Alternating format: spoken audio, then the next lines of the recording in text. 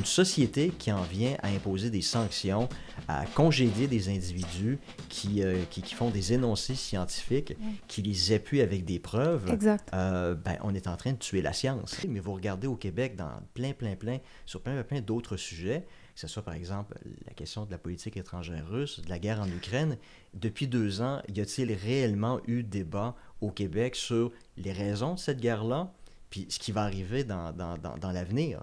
Parce qu'on s'entend. Non, puis écoute, juste écouter, excuse-moi, je te coupe, mais juste écouter un discours dissident était considéré comme un crime pratiquement. Oui, là. vous devez réaliser un petit peu que la démocratie, là, beaucoup de gens au Canada vont leur dire, c'est quoi une démocratie? C'est quoi un régime démocratique? On dit, nous, contrairement à la Russie, par exemple, nos élections sont libres et compétitives. OK, vous avez des élections libres et compétitives, d'accord, ce qui n'est clairement pas le cas en Russie ou en Chine. J'en conviens, d'accord. Mais votre définition de la démocratie, c'est ça, c'est l'élection. C'est une conception c'est pas après comment ça s'applique dans le quotidien. Là. Donc, c'est une conception très procédurale. Ouais, L'acte là, de faire la file, prendre son petit bulletin de vote, faire une croix, mettre ça dans l'urne. Son devoir de pour citoyen. vous, c'est ça la démocratie. Mais qu'est-ce qui se passe entre les scrutins? Vous avez des gens qui sont censurés. Les minorités ne sont pas écoutées. Non, automatiquement qualifiés là, des pires épithètes possibles. Exact. On leur fait perdre leur emploi, on les censure, on leur donne une réputation de merde. C'est ça, la démocratie? Jean-François Caron est un des rares intellectuels du Québec qui a osé se prononcer de façon critique par rapport à la COVID, par rapport aux années qu'on a vécues, ce qu'il nomme un régime autoritaire. Il vient de sortir un livre par rapport à ça. D'ailleurs, c'est pas son premier, il en a sorti beaucoup. Je le trouve très prolifique, très impressionné d'ailleurs. Il est venu me rencontrer pour qu'on fasse un retour sur les politiques qu'on a vécues dans les dernières années, la culture de censure, le cancel culture dont il a été victime lui-même. On a parlé de l'Ukraine parce qu'il est professeur au Kazakhstan. Finalement, on a survolé plein de sujets, une conversation super intéressante. À vous de l'écouter. Bonjour Jean-François Caron. Bonjour. Merci d'être là avec moi. Je suis contente de t'avoir en personne, parce que d'habitude, t'es loin. C'est loin, T'habites un petit peu loin. Je vais te présenter, selon ta 4e de couverture, pour ceux qui ne te connaissent pas, détenteur d'un doctorat en sciences politiques de l'Université Laval. Tu enseignes la théorie politique à l'Université Nazarbayev au Kazakhstan. C'est ça. Et tu es en visite pour quelle occasion en ce moment au Québec? Quelques jours, le lancement de mon dernier livre en particulier. Attends, le dernier, c'est lui. Oui, voir ma famille aussi, que j'ai pas vraiment eu l'occasion de voir au cours des 4-5 dernières années à cause de la pandémie. Mm-hmm. Donc, j'en profite là, quelques jours pour rendre visite à tout le monde. Bon, profite, t'es chanceux, il fait beau. Et écoute, on a plein de choses qu'on va discuter aujourd'hui, mais tout d'abord, on était juste en train de parler de liberté académique. Je trouve ça intéressant qu'on continue là, parce que maintenant, toi, t'es prof au Kazakhstan. On faisait les parallèles avec ce qui se passe ici, de la liberté académique. J'aimerais ça que tu nous parles, toi, maintenant, ça fait quoi, 8 ans que tu es au Québec? 9 ans. 9 ans. Oui. Est-ce que tu considères que tu as plus de liberté académique où tu habites présentement que les profs ici? C'est quoi la situation, selon toi, au Canada, au Québec? Oui, ça peut paraître paradoxal parce que j'habite dans une société qui est cataloguée comme étant non démocratique. Alors que moi, dans les faits, je maintiens que j'ai davantage de liberté académique dans cette université-là que j'en aurais si j'enseignais à l'Université Laval ou à l'Université d'Ottawa. Parce que des cas de cancellation, des cas de congédiement de professeurs, comme on en a vu récemment au Québec, ça n'existe pas chez nous. Non. Nous, dans notre université, et c'est le fondement même de l'université, on a une charte qui nous garantit la liberté académique, donc du gouvernement, du ministère de l'Éducation, ce qui nous permet de créer, d'enseigner les cours de notre choix, qui nous permettent de les enseigner de la façon dont on veut les enseigner. Mm-hmm. Et il n'y a pas de sujet tabou. Okay. La seule restriction, évidemment, c'est si on est à critiquer une politique publique du gouvernement, c'est permis de le faire, mais il faut appuyer ça avec des preuves. Okay. Avec des données, par exemple. Mm-hmm. Donc, si on veut, par exemple, dire la politique du gouvernement concernant la lutte contre la pauvreté est un échec, on a le droit de le dire, est un échec, et voici pourquoi. Ouais. On donne les données, ça rentre dans la liberté académique, on peut le faire. Je comprends. Et puis, j'ai des collègues qui enseignent des sujets très sensibles. Moi, j'ai une collègue, par exemple, qui enseigne les questions de genre, des relations entre les hommes et les femmes. Okay. Puis, elle n'a jamais eu de sanctions. Son visa de travail est renouvelé à chaque année, comme le mien. Et puis, il n'y a jamais Est-ce qu'elle vient personne... d'ici aussi? C'est une professeure du Québec OK, aussi. OK. Elle vient de Drummondville. OK. Ça fait 8 ans qu'elle est là. Moi, ça fait 9 ans. Puis nos visas de travail sont renouvelés sans Donc, problème tout va bien. à chaque année. Tout va bien. Ouais. Donc, lorsque je vois des situations comme celle de Patrick Provost ou d'autres profs dans d'autres universités au Canada qui se font congédier ou qui se font canceller lorsqu'ils veulent donner une conférence, J'ai des ponesses aussi. nous, ça ne nous arrive pas. Parce que si on faisait une chose comme celle-là, on pourrait être envoyé, on pourrait être congédié parce que cette action-là ira à l'encontre de la charte qui garantit la liberté académique. Ici aussi, on a des chartes qui protègent notre...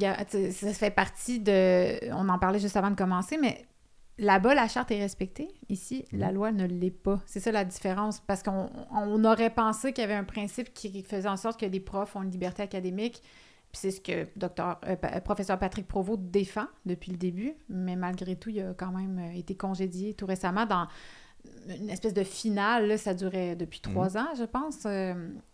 Donc, est-ce que tu as été surpris de voir le congédiement de Patrick Provost?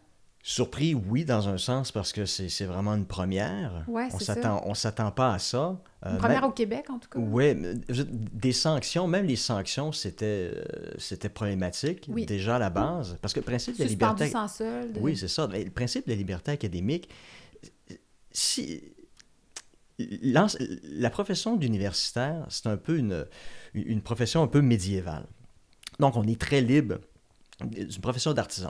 On est très libre de faire ce qu'on veut, d'enseigner les sujets de notre choix, de faire des recherches sur les sujets de notre choix, et on ne doit pas subir la moindre pression de la part de la communauté politique ou de la société. Et ça, c'est une condition même pour l'avancement de la science. Ouais. Parce que la science, quand on regarde les grandes évolutions scientifiques dans le passé, c'est des gens qui ont critiqué des consensus. Et on s'est rendu compte que ces gens-là, les consensus qu'ils critiquaient, en réalité, le consensus reposait sur du vent, sur des faussetés. Mm-hmm. Mais si on veut pouvoir garantir cette possibilité-là, qu'il y a des avancements scientifiques, on doit permettre à des gens de pouvoir s'exprimer librement. Mm-hmm. Et c'est probablement la seule profession où les gens qui l'exercent ont cette capacité-là. Mm-hmm. Si vous êtes un fonctionnaire, par exemple, vous ne pouvez pas critiquer votre employeur. C'est dans votre description de tâche. Ouais. Donc, un fonctionnaire du gouvernement du Canada, du Québec, n'a pas le droit publiquement de critiquer son employeur. Donc, c'est une limitation à la liberté d'expression, mais qui repose sur une acceptation volontaire. Donc, si vous voulez travailler pour le gouvernement, vous allez devoir accepter cette contrepartie-là. Mm-hmm. Dans l'enseignement universitaire, il n'y a pas cette restriction-là. Et c'est une condition fondamentale pour l'avancement de la science. Donc, une société qui en vient à imposer des sanctions, à congédier des individus qui font des énoncés scientifiques, qui les appuient avec des preuves, on est en train de tuer la science. Parce qu'on n'était pas dans l'opinion dans le cas de Patrick Provost. Non. On était vraiment... C'est son domaine d'étude. C'est ça. Il savait de quoi il parlait, puis il apportait vraiment la substance pour étayer ses propos. Peut-être qu'au final, il a tort. Peut-être. Mais qu'on lui donne au moins la possibilité de pouvoir s'exprimer. Exact. Et dans une dynamique scientifique, ce à quoi on se serait attendu, c'est des gens lui auraient critiqué ses idées et il y aurait eu débat. Exact. Or, qu'est-ce qui s'est passé? Il n'y a pas eu débat. Il y a eu censure. Et puis ça, c'est un cas très particulier, mais vous regardez au Québec sur plein d'autres sujets, que ce soit par exemple la question de la politique étrangère russe, de la guerre en Ukraine. Depuis 2 ans, y a-t-il réellement eu débat au Québec sur les raisons de cette guerre-là, puis ce qui va arriver dans l'avenir? Parce qu'on s'entend. Non, puis écoute, juste écouter, excuse-moi, je te coupe, mais juste écouter un discours dissident était considéré comme un crime pratiquement. Oui, là. Oui. Tu l'as vécu. Je l'ai vécu. Donc, on est dans une dynamique ici, là. Les gens, les trolls qui vont regarder le début de l'entrevue vont se dire « Ah, vous avez l'adepte des théories de la conspiration qui reçoit le pro-russe un adorateur de Vladimir Poutine. » Voilà. Donc, à quoi bon écouter le reste de l'entrevue? Ça vaut pas la peine. Parce que à partir de maintenant, tout ce qui va être dit jusqu'à la fin, ça va être que de la propagande et des fake news. Exactement. C'est l'attitude qu'il y a au Québec. Oui, tout à fait. Malheureusement, puis ça, c'est pas une attitude scientifique. Non, mais c'est toxique aussi dans une démocratie. Oui, c'est la démocratie, c'est le débat, c'est la discussion, et puis surtout aussi dans le monde universitaire, c'est le malaise. Moi, lorsque je vais à une conférence, je présente des idées, je m'attends à ce que mes collègues critiquent mes idées. Puis des fois, ils le font d'une façon qui est très, très, très brusque, qui peut heurter.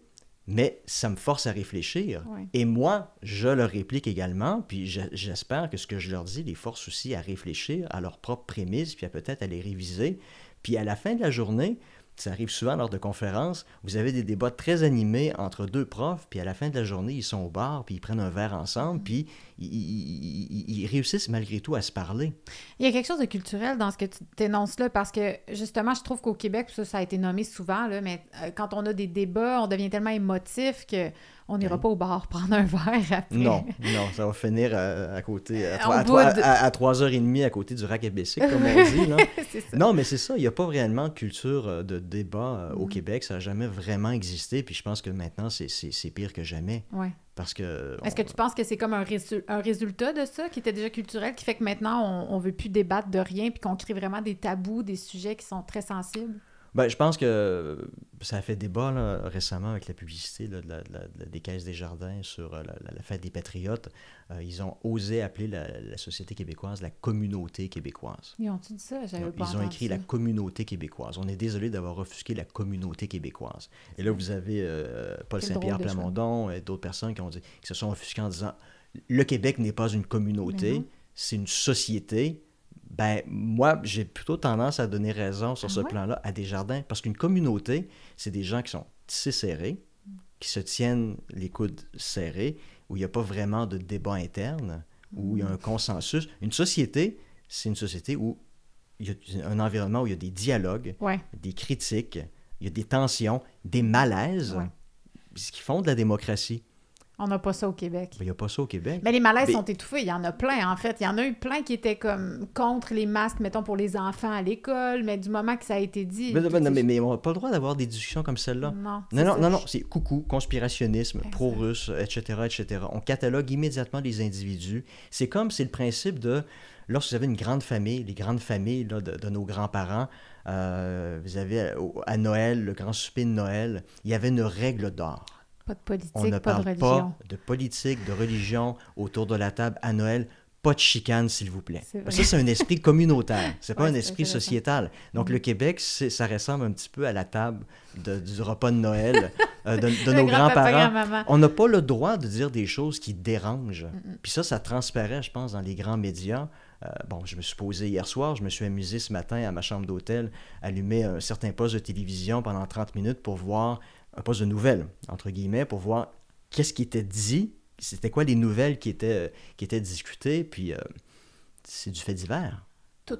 C'est que du fait divers, puis même si je suis loin, je continue à suivre l'actualité, puis Ouais. je pose la question à des gens, nommez-moi sur un poste mainstream de télévision, une émission ne serait-ce que de 30 minutes par semaine où on parle de manière objective et scientifique, par exemple, de ce qui se passe dans le monde, où on a des invités, où il y a un véritable débat. 30 minutes par semaine. Une discussion animée de gens qui sont pas d'accord. Ouais, Il y avait pas- Stéphane Bureau là, avant, mais ça a été Ben, c'est ça, cancellé. ça a été cancellé. Pourquoi? On fait pas ça au Québec. On peut pas se chicaner. Mais les gens voient dans le débat de la chicane. Mais c'est pas ça. C'est ça l'affaire, normal ouais. d'avoir des débats, de pas être d'accord. Ouais. Moi, je m'attends pas à ce que tout le monde avec qui je discute soit d'accord avec moi. Mais ce serait plate C'est- en titi. C'est tant mieux. Ouais. C'est tant mieux. Moi, ça me dérange pas de recevoir un courriel d'un lecteur d'un de mes livres qui me dit « Ah, j'ai bien aimé ton livre, mais je suis mal à l'aise avec tel argument, puis voici pourquoi. » Parfait. Ben, c'est comme un étudiant aussi, j'imagine que tu t'attends ça d'un étudiant. C'est comme tu Oui, l'amènes ben à oui. réfléchir par lui-même, en fait. Oui. Pas à être d'accord avec tout ce que tu leur dis. Non, puis ça transparaît aussi dans mon enseignement. C'est pas non plus de la propagande. J'enseigne de manière objective les différents auteurs, les différentes théories. Moi, je leur donne les outils pour qu'ils puissent utiliser ces outils-là par la suite pour pouvoir apprécier la réalité puis l'évaluer à la lumière de ce qu'ils pensent, eux, du monde. Oui, c'est ça. On voit tous le monde à travers des lunettes. On peut pas tous avoir la même c'est ça. perception. Hein. Mais c'est ça. Au Québec, les débats deviennent l'équivalent de la chicane. La chicane autour de la table au repas de Noël. Et là, vous avez la grand-mère là, qui est en pleurs, qui dit « Mais pourquoi vous m'imposez dramatique. ça, une journée si importante? Là, je vous avais prévenu pourtant de... » Ça, c'est un esprit communautaire. Puis, ben, malheureusement... On est devenu une communauté au lieu d'être une société. C'est ce ben, je que pense tu- qu'on a toujours été une communauté. Pourquoi? On a Parce qu'on a jamais... perdu toutes nos guerres? Qu'est-ce qui fait qu'on est une Il n'y a jamais eu de communauté? culture de débat. Il n'y a jamais eu de C'est culture le débat, de... selon toi, qui fait qu'on est une société? Je pense que c'est un élément fondamental Ah qui ouais, définit ok. une société. Puis est-ce que tu dirais que le Canada est une communauté aussi, tant qu'à ça.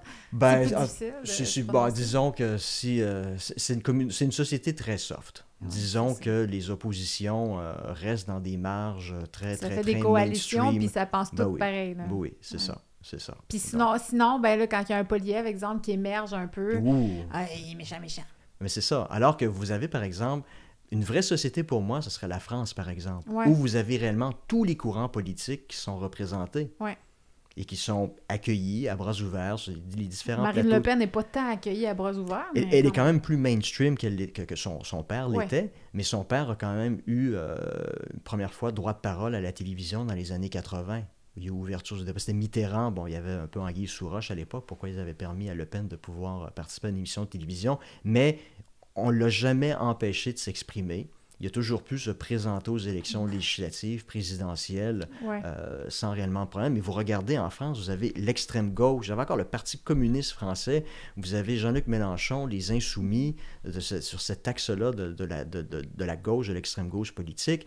Vous avez, plus à l'extrême droite, vous avez le Rassemblement national, vous avez Reconquête, Éric Zemmour. Mais ces gens-là, même si ils défendent des positions qui sont minoritaires, ben, ils ont le droit de s'exprimer pleinement sur les plateaux de télévision. Et lorsqu'ils sont sur les plateaux de télévision, ils ont une contrepartie. Il y a quelqu'un, un invité de qualité, qui s'oppose à eux. C'est tellement beau et riche. C'est ça une société. Est-ce qu'on a ça au Québec? Non. Est-ce que vous avez ça au Québec? Je me sens un peu extérieur à tout ça maintenant, mais Ouais. je trouve ça un petit peu déprimant. Ouais, Et vraiment. puis, rajouter à ça le fait que les niveaux de bilinguisme au Québec sont extrêmement... C'est peu élevé. Ouais. C'est moins de 50%, selon les statistiques. De là. bilinguistes, donc des gens qui sont vraiment à l'aise dans les deux langues. Oui, bon, ben, les statistiques disent que c'est 46% de gens au Québec qui se disent bilingues. OK. Mais comment définit-on le bilinguisme? Ouais, c'est Est-ce ça. que c'est une personne qui est capable de lire un livre entièrement en anglais et de le comprendre? Est-ce que c'est une personne qui serait capable de faire une présentation orale d'une dizaine de minutes en anglais? Ou le bilinguisme au Québec, c'est plutôt yes, no, toaster. Ouais, ouais. Bon, ça, c'est la question. Mais C'est pas dit dans c'est la pas dit dans la statistique. statistique, comment on interprète la statistique, mais lorsqu'on parle à beaucoup de gens, même des adolescents, de jeunes adultes, leur connaissance de l'anglais, malheureusement, c'est très, très, très limité, ce qui fait en sorte que c'est des gens qui se privent d'une part extrêmement importante de l'information Exact. disponible dans le monde. Ça fait en sorte que c'est des gens qui s'en tiennent à l'information du dôme et puis à rien d'autre. Donc, leur monde se résume à l'espace québécois, Ouais. qui est un espace parmi tant d'autres. C'est ça. Et ça, malheureusement, ça crée des perspectives qui sont très, très, très limitées. Et lorsque ces perspectives... et lorsque le dôme opère dans un filtre communautaire et non sociétal, faut pas s'étonner qu'il n'y ait pas réellement de débat au Québec. Et dès qu'une personne ose remettre en question le statu quo, le consensus, automatiquement, systématiquement, c'est le mauvais invité, le mauvais enfant autour de la table au repas de Noël. Ouais. Vous aimez mon contenu? Partagez-le, montrez-le en mettant une réaction comme un pouce par en haut, un j'aime, un commentaire. Toutes ces actions-là font une grosse différence dans l'algorithme.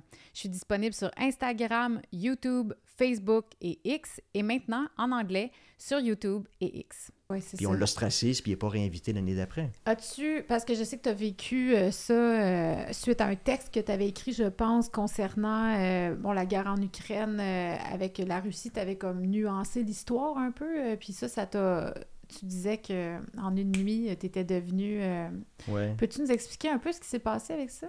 C'était en janvier 2022, j'avais publié certains textes d'opinion dans Le Devoir, La Presse. J'expliquais un peu que l'élargissement de l'OTAN avait eu des conséquences sur la politique étrangère russe, que ça avait exacerbé la tension entre l'Ukraine et la Russie. Puis j'avais été invité à différentes émissions mainstream en février et mars 2022, avant le début de la guerre, après le déclenchement de la guerre, pour expliquer un petit peu ce qui se passait. Puis à un moment donné, une entrevue avec un animateur de radio, dont je n'aimerais pas le nom, m'avait posé la question, c'est quoi tout ça, le délire de Vladimir Poutine sur les nazis en Ukraine? Ça vient d'où tout ça? C'est de la folie, non? J'ai dit, écoutez... La question était très dirigée. Oui, j'ai dit, écoutez, ce qu'il faut savoir, c'est que malheureusement, pendant la Seconde Guerre mondiale, comme dans tous les territoires occupés en Europe, vous avez des populations locales qui ont collaboré avec les nazis. Vous avez eu une division SS en France, dont les membres ont été les derniers défenseurs du bunker à Berlin en avril 1945. Là. Bon, vous avez eu la division Charlemagne en France, vous avez eu des collaborateurs auprès de Léon Degrelle en Belgique qui ont créé une division SS, aux Pays-Bas aussi, au Danemark et en Ukraine. Vous avez des nationalistes ukrainiens qui ont porté l'uniforme SS, puis on le sait maintenant depuis la fameuse invitation en septembre 2023. Mais c'est un accident. C'est un accident de parcours, c'est ça, mais bon, vous avez, donc ce que j'ai expliqué, c'est que vous avez une part de nazisme dans le nationalisme ukrainien pendant la Seconde Guerre mondiale, encore une fois, comme dans tous les autres territoires occupés en Europe, et vous avez une part du nationalisme contemporain ukrainien qui a perpétué l'héritage de certains individus qui étaient associés directement avec l'acte de collaboration entre ces nationalistes ukrainiens-là et les SS pendant la Seconde Guerre mondiale. Stéphane Bandera, par exemple, qui avait collaboré avec les nazis pendant la Seconde Guerre mondiale, encore aujourd'hui en Ukraine, vous avez des rues, des boulevards qui portent son nom, puis un ancien président, celui qui avait été empoisonné ou qui avait été défiguré, je ne sais pas si ça vous...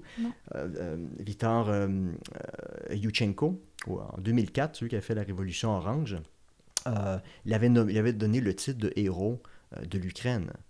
Roman Shushkevich, un autre individu comme ça, lui aussi. Donc, vous avez encore aujourd'hui une part du nationalisme ukrainien qui commémore cet héritage-là. Ouais. C'est pas tous les nationalistes ukrainiens, tous les Ukrainiens qui font ça, mais il y a une part qui continue à le faire. Est-ce qu'il y en a qui sont en profond désaccord avec ça? Ah oui. Mais vous avez des rues, des boulevards en Ukraine qui portent le nom de ces gens-là. Donc, ce serait comme un peu en Allemagne, au Québec, vous auriez le boulevard Adrien Arcan. Ça serait un peu malaisant, on le cancellerait tout de suite. Ben oui, ça serait un peu malaisant, ouais. Mais bon, c'est le problème. C'est ce que j'ai expliqué. Donc, il y a probablement cet élément-là de la part de Vladimir Poutine. Oui, c'est un élément de propagande, mais ça repose sur un fait historique. Qu'on le veuille ou non, l'histoire a été écrite de cette façon-là, puis on ne peut pas revenir en arrière. Qu'on l'accepte, qu'on le reconnaisse, mais ça ne veut pas dire que les gens qui défendent l'Ukraine aujourd'hui sont tous des nazis. Mais si on veut comprendre d'où ça vient, ben voici, je vous offre l'explication. Ça a été terminé. On n'avait pas le droit de dire ça. Non, on ne pouvait pas dire ça. Ça minait l'effort de guerre. Est-ce que c'est ça qu'on a dit? Ça a été ça le verdict après t'avoir cancellé? On ne m'a jamais envoyé de courriel. Non, tu n'as pas eu un papier? Non, est-ce que c'est ça la compréhension que tu en as eue? Oui, parce que j'ai des amis qui avaient entendu l'entrevue qui m'ont dit « Tu ne devrais pas dire des choses pareilles, tu fais le jeu du Kremlin, c'est de la propagande. » Oui, mais es-tu capable de comprendre que... Mes amis, es-tu capable de comprendre qu'il y a une différence entre expliquer puis cautionner? Oui, c'est ça. Je veux dire, je suis un prof mais comment de sciences ça que les gens politiques. comprennent plus? Exactement. Je veux dire, c'est pour ça qu'on m'invite, là. C'est ça. Je veux dire, si vous voulez que je vous dise, oui, l'Ukraine va gagner, puis ça va être une question de semaine, puis il va y avoir un renversement de régime à Moscou, c'est ce que vous voulez entendre, mais c'est une là. diseuse de bonne aventure qu'ils veulent rendu là. Ben, c'est ça, puis c'est pas de la science politique, c'est pas une analyse empirique, scientifique de la situation. C'est ce que vous voulez, ben, invitez d'autres personnes. Mais moi, je vais vous donner l'analyse qui me semble être la plus objective possible. Puis j'avais dit dès le départ aussi, compte tenu du déséquilibre en termes d'armement, de soldats disponibles entre l'Ukraine et la Russie, ben, a priori, l'avantage n'est pas du côté ukrainien. Bon, ben là, ça t'avait pas dit ça non plus. Ah non, mais non, ça minait l'effort de guerre. Or, 2 ans plus tard, ben, bon. T'avais un petit peu raison. Comme on dit en ce moment, il y a un problème de ressources humaines dans les rangs de l'armée ukrainienne. Pourquoi? Ben, parce qu'il y a tout simplement plus de chair à canon du côté russe que du côté ukrainien. Ouais. C'est purement mathématique. À quelque part, les gens, mais c'est que les gens opèrent dans un monde très manichéen. Depuis 30 ans, là, le monde occidental a remporté la guerre froide. Donc, le camp du bien a remporté la guerre contre le camp du mal. Puis j'ai l'impression que les gens, une grande partie du monde occidental, c'est pas restreint juste au cas québécois, mais opèrent dans un monde manichéen. Le bien, le mal. On est à fond là-dedans. Et ça, on le voit très bien dans le cas de la Russie. Simplement, penser à la possibilité qu'un jour, on va devoir peut-être négocier avec Vladimir Poutine pour mettre un terme à la guerre. Mais non, on ne peut pas faire ça. Parce que Vladimir Poutine, c'est pire qu'Hitler. C'est Satan. On peut C'est pas y Satan, parler. c'est Satan. Donc, quand on est dans un monde manichéen comme ça, entre le bien et le mal, nous, on représente le bien, eux représentent le mal. Ben, évidemment, on ne communique pas avec le mal. On ne peut pas faire de compromis avec le diable. Non. Ça va de soi. Mais la question, c'est est-ce que Xi Jinping, Vladimir Poutine, tous les autres dictateurs de ce monde sont les équivalents de ce qui était Staline ou Hitler, Ouais, la question se pose. Est-ce qu'on peut se poser la question? Parce que moi, je reconnais qu'il y a des compromis qui sont à la base pourris, qu'on ne devrait jamais faire avec certains individus. Hitler est le meilleur exemple. Hitler représentait le mal absolu. Il était dans le délire. Là. Donc, évidemment, exterminer des gens de façon programmée, bureaucratique, c'est totalement inadmissible. Donc, faire un compromis avec un régime, un individu qui va perpétuer ou mettre en place un régime cruel et inhumain qui empêche les individus d'avoir une vie digne, ou tout simplement de vivre à la base, ben ça sera un compromis pourri. Ouais. Donc, Hitler, Mao, par exemple, qui est probablement Mao le plus grand tueur en série du 20e siècle, c'est des gens qui représentent le mal absolu. Maintenant, un dictateur, que ce soit Hugo Chavez, par exemple, en Amérique du Sud à l'époque, Fidel Castro ou Raúl Castro ou Vladimir Poutine, Xi Jinping, nommez-les, est-ce que ces gens-là représentent le mal absolu? Est-ce que ces gens-là mettent en place un régime cruel et inhumain? Mais il y en a plusieurs qui te répondraient oui en ce moment. Oui, mais c'est parce que si on a une appréciation entre le bien et le mal, et à partir du moment où on prive un tout petit peu les individus de leur liberté politique, par exemple, ben c'est le mal absolu, impossible de négocier avec ces gens-là, ben il n'y a pas de négociation possible, et ça nous force à mener la guerre jusqu'à la victoire. Ouais. Et moi, ce que je dis, c'est, est-ce que cette victoire-là, en Ukraine, par exemple, est-ce qu'elle va se concrétiser? On devrait se poser cette question-là aussi. Puis à la lumière de ce qui se passe, je ne pense pas que ce soit le cas. Donc, tous les conflits se terminent soit par une victoire totale sur l'adversaire, s'il ne semble pas... je pense pas que c'est ce qui va se passer en Ukraine au cours des prochaines semaines, des prochains mois. Ça augure pas pour ça. Ça augure pas très bien. Donc, si c'est pas ça, il reste qu'une seule alternative, c'est le compromis. Et pour ça, il faut discuter. Il faut discuter. Puis la question, c'est est-ce qu'on peut discuter avec un type comme Xi Jinping ou Vladimir Poutine? Est-ce que ces gens-là représentent le mal absolu? Est-ce que ce sont réellement des gens équivalents en termes de cruauté à Hitler et à Mao? Bon, ben, je pense que la question mérite au moins d'être posée et d'être débattue. Mais si on refuse de le faire, ça nous condamne à mener des guerres sans fin. Des guerres sans fin contre des individus. Qui coûtent très cher en termes de vie et en termes d'argent à tout le monde.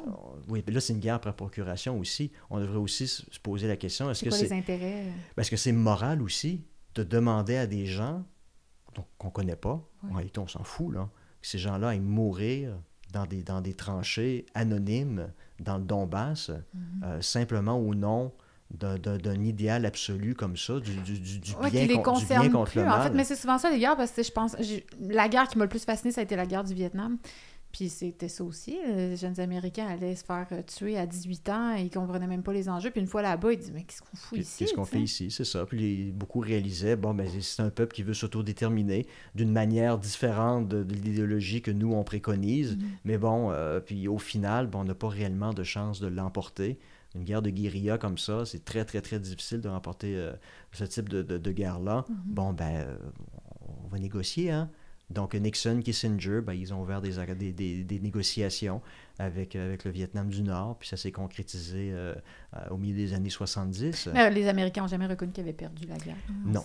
C'est pas ça l'histoire officielle. Mais c'est ça. Donc, en Occident, j'ai l'impression que les gens opèrent maintenant dans une dynamique très, très, très manichéenne, où il n'y a plus de zone grise. C'est soit le bien, c'est soit le mal, puis on doit choisir notre camp, à tout prix. Est-ce que tu trouves que c'est comme ça où tu habites présentement? Non, parce que moi, les discussions que je peux avoir avec ma belle famille qui est kazakh, c'est très, très, très varié. Il y a des individus qui me disent Vladimir Poutine a raison, hein? Puis d'autres personnes disent on ne peut pas déclencher une guerre comme ça de façon illégale. Puis ces gens-là discutent entre eux. Puis j'essaie d'intervenir avec les meilleures de mes capacités aussi en russe, là, qui ne sont pas nécessairement. Tu parles russe aussi? Oui, ben. Je parle pas, je serais pas en mesure. Ce serait un peu l'équivalent du bilinguisme, je pense. Yes, au no Québec. Toaster en russe. Yes, no Toaster en russe, oui. Mais bon, j'essaie d'intervenir comme je peux, mais il y a des débats, les gens en parlent, et puis il y a personne qui est stigmatisé pour dire que soit Vladimir Poutine a tort ou a raison. Dirais-tu que ici, on est exposé à une propagande anti-russe depuis tellement d'années à cause des États-Unis, la guerre froide et tout ça, qu'on est rendu tellement teinté que c'est plus vraiment possible? Est-ce qu'il y a ce facteur-là qui joue, selon toi? Oui, bien, s'il n'y a pas vraiment de débat dans les postes de télévision, dans les médias mainstream, non. Je pense à Oliver Stone que j'ai reçu, qui a été vilipendé parce oui, qu'il a fait une entrevue avec Vladimir Poutine. Ben oui, mais moi, c'est ce que je dis aussi dans mon dernier livre. Je pense qu'on y gagnerait énormément à lire les discours de Vladimir Poutine. Ouais. Parce que il explique depuis 10 ans très, très, très clairement les raisons, les fondements du problème entre la Russie et l'Occident. Ouais. Et puis, il exprime très, très, très clairement le monde de demain qui est en train de se dessiner devant nos yeux. Je pense qu'on gagnerait à le lire, à l'écouter, mais ça, c'est un peu la base du débat d'un esprit sociétal. Mais c'est de vous régler un conflit c'est aussi. Ça, mais non, c'est le mal absolu. Ah, on ne oui. peut pas écouter, lire, essayer de comprendre le mal absolu. On doit le combattre, le défaire à tout prix. Ben là, on est dans un cul-de-sac. On est dans un cul-de-sac, puis on a un sérieux problème, là. Ouais. Parce qu'on est en train de refuser de voir la réalité qui est en train de se dessiner devant nous.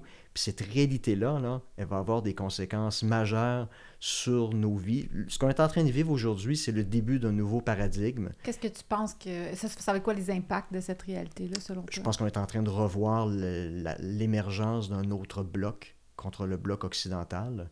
Et puis, j'ai l'impression que les gens se disent, oui, le bloc occidental, c'est le bloc dominant.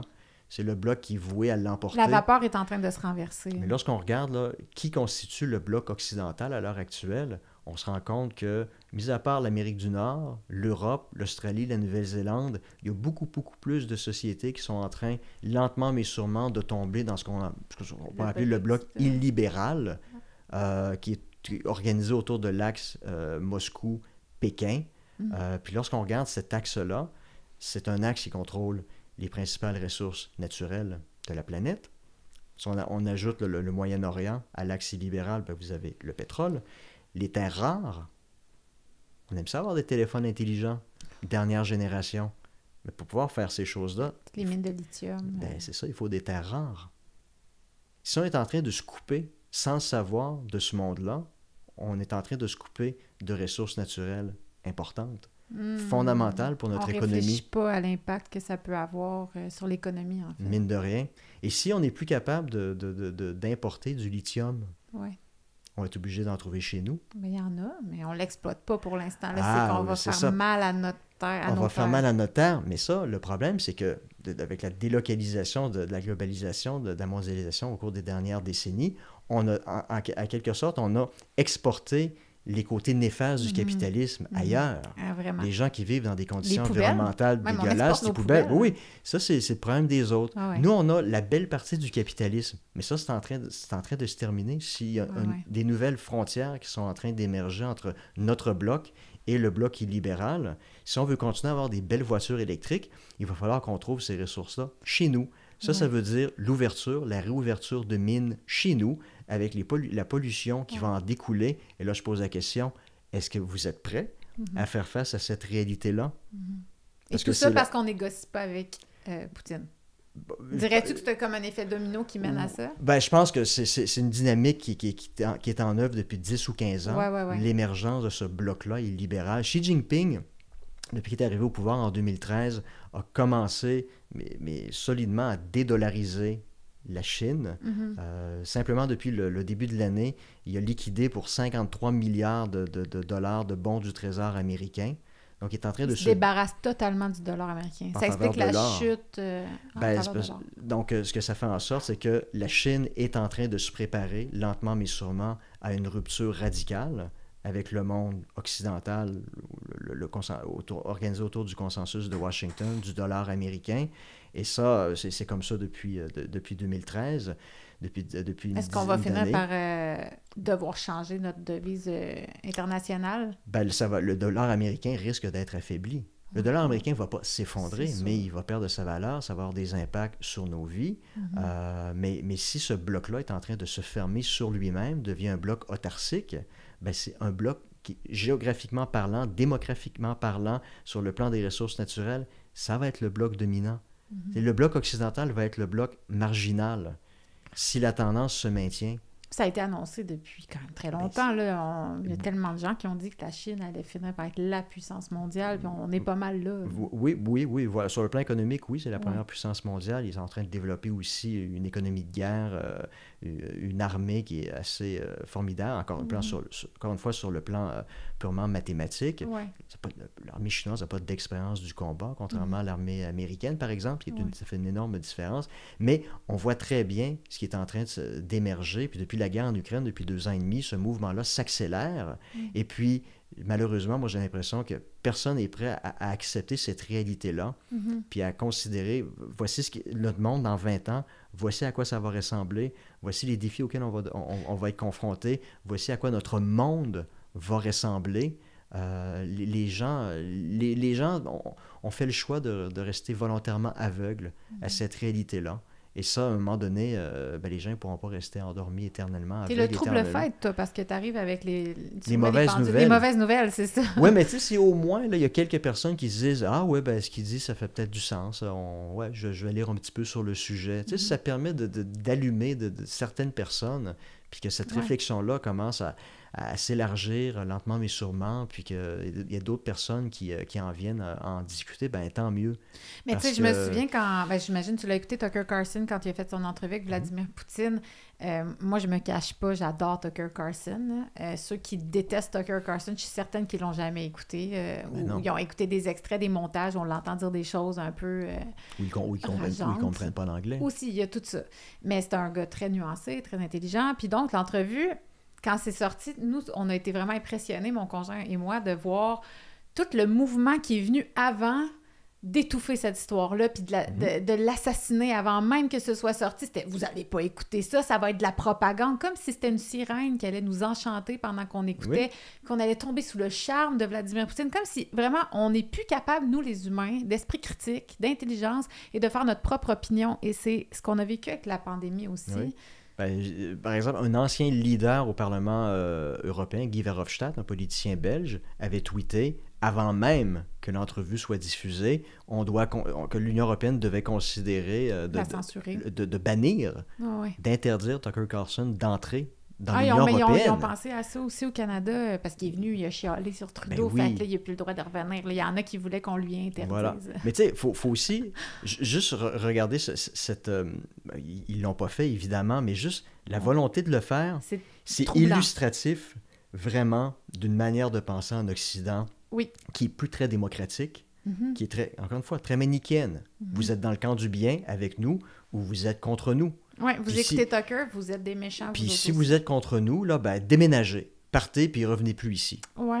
Combien de fois j'ai eu droit à cet En argument-là, fait, c'est intéressant moi? que tu dises ça, parce que je ne l'ai jamais entendu, on m'a jamais dit ça en pleine face, votant, si t'es pas contente, mais c'est quand même, ça fait partie de l'esprit ambiant. On finit par se dire constamment, on est tellement plus bienvenus ici qu'on va aller vivre ailleurs. Ben oui. On a envie de s'exiler. C'est ça. Il y en a plein qui le font. Alexandre Solzhenitsyn, dans les années 70, l'archipel du Goulag, s'exile de l'Union soviétique parce que son livre est banni, puis c'est devenu un pestiféré. Donc, il déménage en Occident. L'esprit de l'exilé, c'est ça. Je suis plus bien chez nous. C'est différent de l'esprit de l'immigrant économique, par exemple. Ouais. Là, c'est les conditions matérielles ne me permettent pas de vivre convenablement, puis je vais aller vivre en Amérique du Nord. J'aspire à mieux. Ça, c'est autre chose. Mais l'esprit de l'exilé, c'est de dire, je vais peut-être être mieux ailleurs. On dit souvent que le gazon n'est pas nécessairement plus vert chez le voisin, mais dans l'esprit d'exilé, c'est le gazon peut être plus vert chez le voisin, puis je vais aller expérimenter, je vais aller voir, puis si c'est le cas, je vais y rester. C'est parce qu'on étouffe. Puis j'ai envie qu'on rentre un peu dans le thème de ton livre, que je trouve ça intéressant. Tu as écrit sur la crise COVID. J'ai reçu Naomi Wolf à mon podcast, je ne sais pas si tu la connais.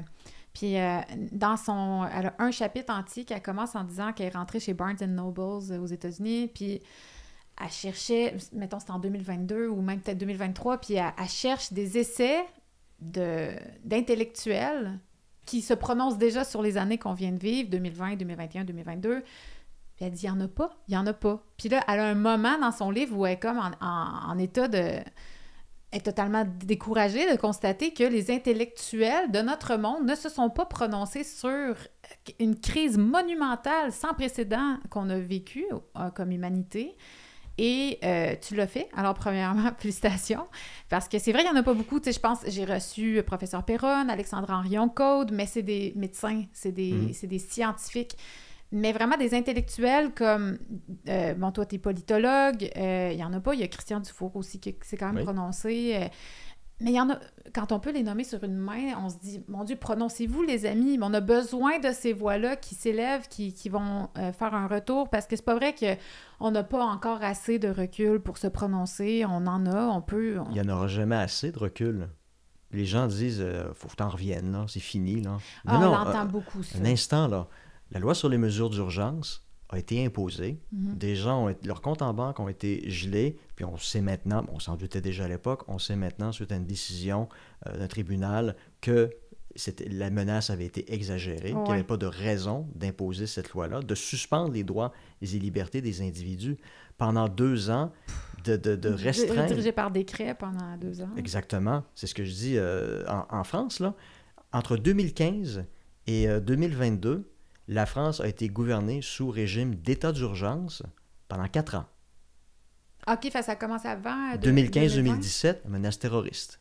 Le Bataclan. Le Bataclan. Pendant 2 ans, je savais pas qu'il y avait sous état d'urgence. 2020-2022, sous état d'urgence. Wow, c'est troublant, là.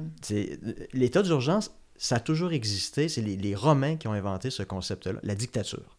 C'est les Romains qui ont inventé le concept de la dictature où on suspend momentanément les droits fondamentaux des citoyens et on concentre tous les pouvoirs de l'État entre les mains d'un individu, le dictateur. Puis à l'époque, les Romains choisissaient le dictateur, ils choisissaient la personne la plus vertueuse, qui avait les capacités, les qualités nécessaires pour faire face à la crise. Donc vous avez, par exemple, Cincinnatus. La ville de Cincinnatus aux États-Unis est nommée en son honneur. Cincinnatus, un ancien consul romain, à la retraite, la légende dit qu'il est en train de labourer son champ et la République romaine était en période de crise et vous avez les sénateurs qui sont venus le voir habillés en rouge avec leur toge dans son champ. Cincinnatus, on a besoin de toi, s'il vous plaît, viens sauver la République. Donc, il a accepté le statut de dictateur, le mandat de dictateur, pour régler la crise, qu'il a réglé en l'espace de quelques jours. Une fois la crise réglée, il est retourné devant le Sénat, il a fait rapport. Voici, vous m'avez nommé dictateur pour régler la crise, je l'ai réglé, voici ce que j'ai fait. Maintenant, je vous rends tous mes pouvoirs. Puis il retournait à son champ. C'est un autre style de dictateur de ceux qu'on connaît à présent. Puis il retournait à son champ. Mais on comprend que ça peut être nécessaire d'avoir ce mécanisme-là lorsqu'une société est réellement confrontée à une menace que les moyens habituels, institutionnels, constitutionnels, normaux sont incapables, sont inefficaces. Ça peut se produire, donc il est normal. C'est court dans le temps. C'est très court dans le temps, puis les Romains, la période maximale, c'était 6 mois. La dictature, c'était 6 mois maximum, c'était extrêmement long. 6 mois maximum. France, encore une fois, 2015-2022, la France a été gouvernée sous régime d'état d'urgence pendant 4 ans. Le Québec, segments de 2 ans. Oui, le Québec, pendant 2 ans. Oui. On a été les derniers à le lever. Oui, et puis, c'est normal. Non, pas de problème. Il n'y a pas de retour là-dessus. Il n'y a pas de mea culpa. Alors que suspendre les droits fondamentaux des individus dans une société libérale, qui est quand même le fondement de la société canadienne, québécoise, c'est majeur.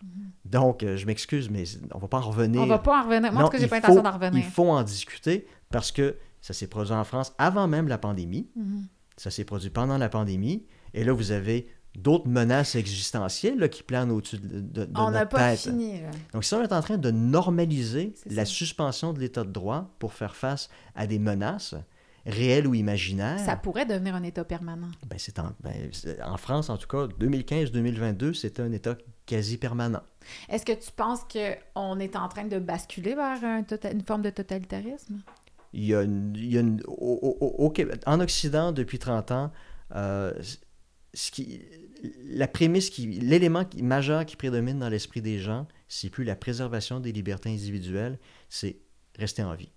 Ouais, c'est une vision. C'est la prémisse de ton livre. C'est la biopolitique. On vit dans un monde où la politique se confond avec la biologie. Notre objectif individuel, l'objectif sociétal, collectif, c'est d'assurer le maintien en vie des individus. Coûte que coûte. À tout prix. Il n'y a plus aucune limite. L'idée, c'est de rester en vie le plus longtemps possible. Respirer jusqu'à demain, la semaine prochaine, jusqu'à la fin du mois, puis le plus longtemps possible. Peu importe la qualité de vie. Peu importe la qualité de vie. Vivre le plus longtemps possible, à tout prix. C'est comme ça depuis 30 ans. Il y a des raisons pour lesquelles c'est comme ça. C'est ce que j'essaie d'expliquer dans mon livre. Ouais. Et ça, cette façon de penser-là est en train de devenir dominante. Et lorsque c'est le cas, ben, à tout prix, rester en vie à tout prix, imposer des codes QR, limiter la liberté de mouvement des individus, empêcher les individus, contact humain, empêcher les individus de voyager en avion, parce que voyager en avion, ça pollue. C'est méchant. Ouais. C'est méchant. Ben oui, à tout prix. Ah ben on va imposer des codes QR, on va imposer des quotas de nombre de vols par année. On s'en va vraiment vers ça. Ben, il y a des gens, en France, Jean-Marc Jancovici, par exemple, qui a évoqué très ouvertement la possibilité qu'on devrait peut-être commencer à imposer des quotas de nombre de vols qu'on peut prendre au cours d'une vie. Ouais. Au nom de sauver la planète. Parce que si on ne sauve pas la planète, on va tous mourir. Mais c'est ça, exactement. Et là, on est en train de basculer dans un monde de peur. La peur, c'est irrationnel. Ouais, c'est ça. La peur, là, c'est mes enfants qui ont peur du monstre cachant en dessous de leur lit ou dans le garde-robe lorsqu'elles vont se coucher le soir. C'est pas là que tu prends tes décisions raisonnables. Non. Il y a des dangers. La pandémie, virus, un danger. Il y a des gens qui en sont morts. D'accord. Qui en est mort? Quelle était la population 85 ans et plus, comorbidité. Voilà. Une fois qu'on sait ça, on met en place des mesures qui sont proportionnelles à la menace. Ça, c'est ne pas percevoir la menace comme étant une peur irrationnelle, mais comme un danger potentiel. Qu'on analyse pragmatiquement. Pragmatiquement, froidement. Quelle est la menace à laquelle on est confronté? Voici. Bon. Quelles sont les mesures les plus proportionnelles qu'on peut mettre en place pour faire face à ce danger-là? Ben, voici. On n'est pas obligé de fermer les écoles pendant 2 ans, puis les garderies, puis etc., etc. Les masques pour les enfants, tout ça. Qui n'est absolument pas à risque Non, mais c'était pour protéger leurs grands-parents. Alors, le fardeau de culpabilité qu'on a mis sur nos enfants, c'est... Oui, c'est ça, oui. Parce que les enfants, c'était des assassins potentiels de grand-papa et grand-maman. Ouais. C'est morbide, ça. C'est horrible de mettre vivre ça sur nos dans une enfants. société ou une communauté comme ça. Ouais. On met cette pression-là comme ça sur les enfants, puis on vit dans un monde comme ça où mes actions peuvent poser préjudice à des millions et des millions de personnes. Moi, je suis convaincue que c'est un trauma qu'ils vont porter toute leur vie, ces enfants-là. Ça empêche de vivre aussi. Oui. Puis de jouir de la vie. Un enfant, ça joue tout le temps. Ben oui. Puis là, vous voyez, dans certaines municipalités au Québec, vous avez des personnes en après-midi, la fin de semaine, qui appellent la police parce que les enfants jouent au basketball ou au hockey dans la rue, ça fait du bruit. Non, mais on est un peu rendu là. Oh, oui. Est-ce que c'est normal comme type de société? Non, il fallait les mettre sur leur jeu vidéo pour sauver des vies. Exactement, oui. Avec le casque d'écoute, parce que ça peut faire du bruit aussi. On peut détruire leur oui, mais ça, c'est pas grave. Mais donc, on vit de plus en plus dans un monde où on n'a plus le droit de vivre. Parce que toutes nos actions... Il n'y a plus de rationnel non plus. Non, on est tombé dans la peur. On a sombré complètement dans la peur. Puis ça, une peur, c'est irrationnel. Comment on s'en sort? Ben, c'est une bonne question. J'ai malheureusement pas la réponse à cette question-là, mais le monde dans lequel on vit depuis 30 ans, ben, je pense que de plus en plus, c'est un monde de peur irrationnelle où l'élément qui prédomine, c'est rester en vie, à tout prix. Puis ça, c'est extrêmement problématique parce que ça peut mener à des mesures extrêmement liberticides. Et une fois qu'on a accepté que la biopolitique, c'est ce qui est le plus important, rester en vie, encore une fois, lorsqu'on a accepté ça, les gens ne se posent plus de questions. Les gouvernements peuvent suspendre les droits et libertés, puis les gens, non seulement ils vont le demander, ils vont applaudir, mais il y a des gens qui vont critiquer le fait que le gouvernement ne va pas assez loin. On a eu ça. Ben oui. Ah, mon Dieu, j'avais oublié ce bout-là. Ça a tellement été loin, et lorsque vous avez des gens qui disent, mais écoutez, liberté individuelle, on vit dans une société libérale, c'est fondamental. Prenez le temps de réfléchir à ce que vous faites, là. Ton irresponsabilité va me tuer. Wow! Mais tu parles du citoyen irresponsable dans ton livre. Bien ça, oui, ça c'est important. Si on veut basculer dans un monde où on ne veut pas que l'État intervienne, impose des mesures liberticides, bien, on a aussi des responsabilités. On doit accepter par nous-mêmes que, encore une fois, lorsqu'on analyse un danger, on se dit, bon, ce que je fais peut poser préjudice à certaines personnes. Je ne vais pas m'empêcher de poser mon action, mais avec précaution. Donc, moi, dans mon esprit à moi, l'esprit qui aurait dû prédominer pendant la pandémie, on fait face à un danger, il y a des personnes, une clientèle très particulière qui est plus susceptible de mourir de ce virus-là, personnes âgées, comorbidité. Bon, avant d'aller voir grand-papa, grand-maman au CHSLD. Bon, assurez-vous, vous n'êtes pas malade, ou demandez à ce que la fenêtre reste ouverte, aérée, maintenez une certaine distance, si possible, évitez de vous embrasser, serrer la main ou quoi que ce soit. Tu sais, vous pouvez quand même vous voir, mais voyez-vous d'une façon responsable en minimisant au maximum les risques. C'est pas obligé là, de mettre l'entièreté de la société sous couvercle. Puis pendant 2 ans, on s'empêche de vivre, là. Mais c'est ça, parce que tu me parles du 2 ans, puis moi, c'est ça que depuis tantôt, je veux dire, c'est que moi, je me souviens au mois de mars 2020, quand ils ont déclenché vraiment l'état d'urgence, il y avait déjà des médecins qui commençaient à essayer de faire des sorties pour dire qu'il y avait assez de données, parce que ça faisait déjà depuis décembre que ça circulait, qu'ils le voyaient aller. Donc, il y avait déjà 4 mois de données pour dire on sait qu'il n'est pas aussi létal que ce qu'anticipé par l'OMS. On sait qu'il tue des gens plus âgés. Et on sait qu'il y a des conséquences à faire des quarantaines comme vous faites, d'isoler les gens, d'isoler les gens en santé comme vous le faites. Donc déjà en mars, on savait qu'on s'en allait, que les mesures qui étaient en train de se prendre étaient très irrationnelles. Puis moi, c'est déjà là, je me disais, je suis pas d'accord avec ce qui se passe, mais là, si je sortais de chez nous, je pouvais aller en prison pendant 6 mois. Tu sais, on avait, je connais plein de gens qui ont eu des amendes de 1 500 $ pour avoir juste été dehors dans un... J'ai parlé avec un Canadien dernièrement qui habite au Manitoba, je pense, puis lui, il a eu une amende pour avoir donné un câlin à quelqu'un. Tout de suite, le policier est venu l'arrêter. Hey, wow, attends un peu, là, comment on a pu se rendre là? Puis, comme tu dis, je me souviens vraiment, dans les sondages, il y avait des gens qui disaient le gouvernement n'en fait pas encore assez. Puis, tu sais, tu parles du citoyen irresponsable, puis ça me dérangeait un peu parce que je me disais, ça reste difficile. Moi, tu m'aurais peut-être considéré irresponsable, mais basé sur les données que je voyais, les médecins qui se faisaient censurer, qui essayaient de sortir, ça sentait déjà le feu pour moi. Mais ce que je veux dire par citoyen irresponsable, moi, par exemple, lorsque mes enfants ont la gastro, je les garde à la maison. Oui, puis tu leur parles pas tes enfants dans une chambre. Ben non, mais je me disais, je suis responsable dans le sens où je sais très bien que si j'envoie à la garderie à l'école, je veux pas qu'ils contaminent les autres enfants. Puis je m'attends un petit peu à la même chose de la part des autres parents. C'est ça, la citoyenneté responsable. Je comprends. On ne devrait pas avoir à mettre dans des quartiers résidentiels à proximité d'une école des panneaux, des dos d'âne, 5-6 dos d'âne, des panneaux limite maximum 30 km/h. C'est vrai. Il y a des enfants qui jouent. Je suis dans un quartier résidentiel, je suis conscient. Un enfant est un enfant, il peut sortir derrière une voiture, derrière un arbre, traverser la rue sans regarder. Oui. Je ne devrais pas avoir à me faire dire limite de vitesse 30 km/h. Je devrais savoir par moi-même que je vais me considérer comme un citoyen responsable.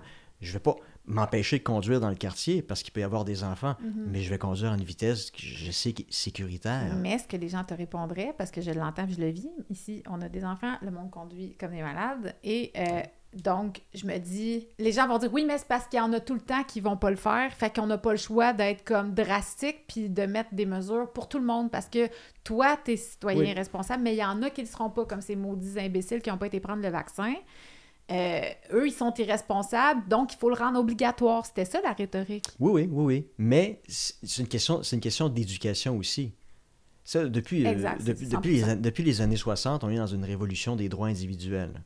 Ce qui prédomine, c'est l'épanouissement personnel, puis au détriment de la société. Peut-être qu'on a oublié l'autre pendant, qui est essentiel aussi dans une société libérale, c'est pas juste me, myself and I, c'est me, myself and I, and as well others, les autres. On doit aussi considérer que nos actions peuvent porter préjudice aux intérêts d'autrui.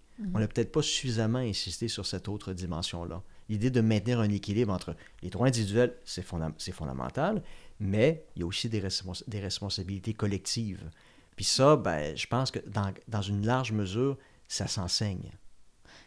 À 100%. Maintenant, le problème, je trouve ça intéressant que tu dises ça, parce que moi, quelque chose qui m'a dérangée pendant les années de pandémie, c'était qu'on renforçait constamment le collectif, puis on nous disait, non, ce que tu penses qui est bon pour ton corps, tu le sais pas. Pense aux autres. Fait que si moi je disais, moi je le sens pas du tout, ce vaccin-là, on essaie d'avoir un autre enfant, il y a des femmes qui rapportent qui ont des troubles menstruels, ça a l'air à niaiser un petit peu dans les ovaires, ça me tente pas.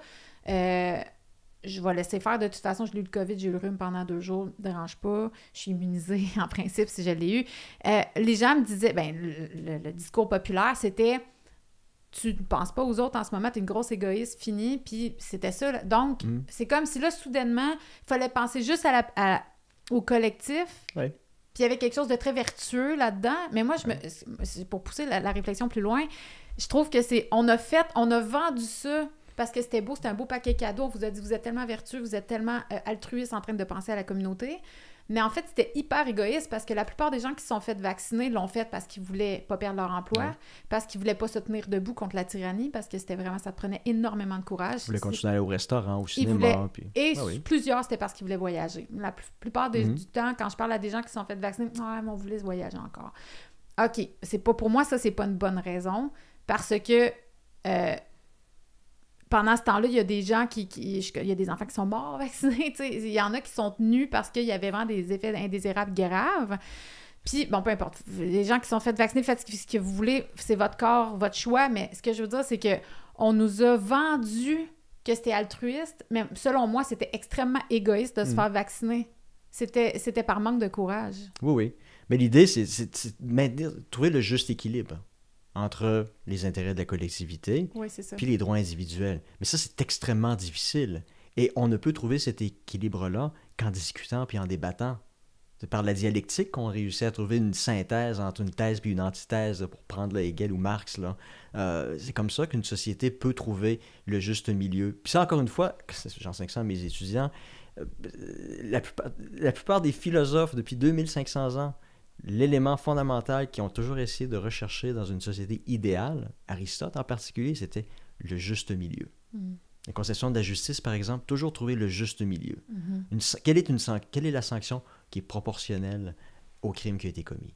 Quelle est la récompense qui est proportionnelle à la contribution de l'individu à la société? Ça, c'est extrêmement difficile à trouver, mais ça implique des débats. Une société qui ne débat plus, là, pas s'attendre à ce que ce soit une société qui va être capable de trouver le juste équilibre. Non. C'est une société qui va sombrer dans un des deux extrêmes. Ouais. Puis ça, d'un côté comme de l'autre, c'est pas bon. Non, c'est ça. En fait, les extrêmes, c'est jamais bon. On voudrait toujours être le plus possible dans l'équilibre. C'est ça. Donc, pour moi, une société libérale, les droits individuels sont fondamentaux. On ne peut les violer que lorsqu'il n'y a pas d'autres solutions, qu'on puisse les restreindre lorsque c'est réellement nécessaire, qu'il n'y a pas d'autres possibilités de le faire. Mais il y a aussi le pendant collectif qui est aussi fondamental. Et je pense que les individus, par eux-mêmes, devraient être en mesure de se dire, si je fais telle chose ou telle chose, et que ça va poser des effets négatifs sur les intérêts d'autrui, si c'est le cas, comment est-ce que je peux moi-même restreindre mon action d'une manière qui est raisonnable, sans avoir à attendre que l'État vienne intervenir et dire « tu sors plus de chez toi ». Parce que ça, c'est le risque. Ça, c'est le risque. Donc, je pense qu'un peu de façon utopique, c'est comme ça que je verrais une réorganisation des sociétés libérales où on sera en mesure de trouver un meilleur équilibre entre ces deux éléments-là, mais par nous-mêmes. Ouais. Donc, imaginez-vous une société où il y a un virus qui circule, les gens sont au courant de la menace, du danger réel, et les gens, par eux-mêmes, se disent, je tousse, je me sens pas très bien, j'ai le nez qui coule, je devais aller voir grand-maman au CHSLD aujourd'hui. C'est peut-être pas une bonne idée. Je vais attendre une journée ou deux, voir comment je me sens, puis c'est peut-être passager, c'est peut-être réellement le virus ou quelque chose de plus grave, peu importe, mais je prendrai pas de chance. Oui. C'est un peu ça qui est arrivé aussi, parce que ça a amené ça. Ça a amené une certaine forme de prise de conscience qu'avant, moi, je me rappelle, à toutes les parties de Noël, je tombais malade tout le temps, puis là, c'était les parties. Je me suis jamais privée d'aller dans les parties, tu sais. Puis malade, puis tout le monde était malade, Puis maintenant, j'essaie de... Premièrement, je trouverais ça bien plate de continuer d'être malade, mais on a reporté nos parties parce que là, on était 2-3 malades. Puis on s'est dit, on va attendre, puis on fera ça le 27 à la place. On a tous collectivement choisi, puis pourtant, on est tous des complotistes, fait qu'on devrait tous être des gens égoïstes qui s'en foutent. Mais non, au contraire, on s'est dit... C'est vrai, maintenant, on peut faire attention, c'est pas le fun pour personne. En plus, on a tous des enfants en bas âge, fait que c'est plus ça me tente de dormir la nuit, fait que j'ai pas envie que mes enfants tombent malades. Moi, je peux vivre, mais les enfants malades, c'est l'enfer. Fait que, tu sais, c'est d'amener cette conscience-là. Il y a aussi ma tante qui disait, je trouve ça bien qu'à l'épicerie, avant, on se lave les mains maintenant, parce que tout le monde touche aux fruits, tout le monde touche à tout. Pourquoi pas? Dans le fond, tu sais pas où les gens ont mis leurs mains avant. D'avoir une conscience collective qui change autour de l'hygiène, en fait, aucun problème avec Oui. ça. C'est d'aller dans l'extrême. Mais le sans, problème. c'est ça, sans tomber dans les extrêmes où Exact. on met du purel aux 5 minutes. Là. Mon Là. Dieu, là, c'est ça, c'est qu'on a tellement été dans l'extrême. Puis, écoute, je veux aussi te parler, il y a plein de choses que je veux te parler, mais le temps passe. Je voudrais te parler de ton expérience que tu as vécue cette année avec le cancel culture, pour le dire en anglais, la culture d'annulation. Tu es venu en février à Ottawa et tu devais venir parler. Témoigner, oui. Offrir un témoignage de 5 minutes. C'était tout court. Oh oui, c'était tout court. Devant le comité permanent des affaires étrangères de la Chambre des communes. Puis on t'a dit bye-bye. On m'a dit 2 heures avant le début de la réunion que je n'étais plus invité. Comment ça s'est passé? Est-ce qu'on te l'a annoncé gentiment, poliment au téléphone? Ça a été un email? Comment ça s'est... Ça a été un courriel pour me dire, malheureusement, on a dû revoir l'horaire de Fait que si toi, tu prenais pas tes courriels à toutes les 5 minutes, tu le savais pas, là. Non, c'est ça, je me serais T'aurais pointé pu te là-bas, présenter. puis je sais pas ce qui se serait passé parce qu'il y avait une autre intervenante sur le panel. Ça, j'ai su ça par la suite. En fait, bon, je commence par le début. Et pour ceux qui savent pas. J'avais été invité, c'était dans la nuit de jeudi à vendredi ou de vendredi à samedi pour venir témoigner à Ottawa le mercredi suivant. Donc, j'avais un délai de 3 ou 4 jours, venir témoigner pour discuter des problèmes de la politique étrangère canadienne, comment elle pourrait être définie dans le monde en émergence de demain. Okay. Je ne sais pas qui m'invite. Okay. C'est la greffière du comité qui m'envoie un courriel. Vous êtes invité, on couvre vos dépenses, donc vous êtes invité. La réunion a lieu mercredi, je pense que c'était le 14 février, ou la Saint-Valentin, à 3h30 de l'après-midi. Okay. Êtes-vous disponible? Ben, oui, OK. Donc, je réserve un billet en catastrophe qui coûte une fortune parce que c'est à la dernière minute. Ouais. Je me présente, j'arrive à minuit la veille de ma comparution après 30 heures de vol.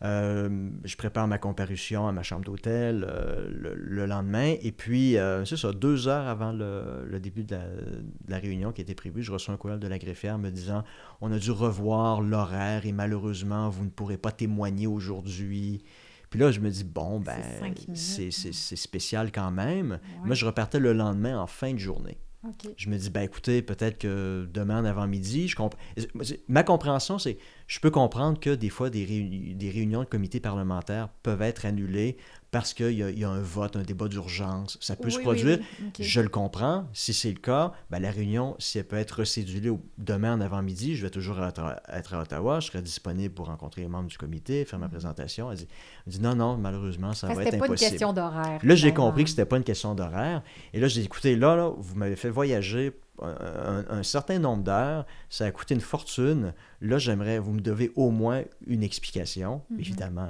la greffière n'a jamais répondu à mon courriel. Ils ont juste ignoré cette technique d'ignorer. Oui, c'est ça. Ils ont ignoré mon courriel.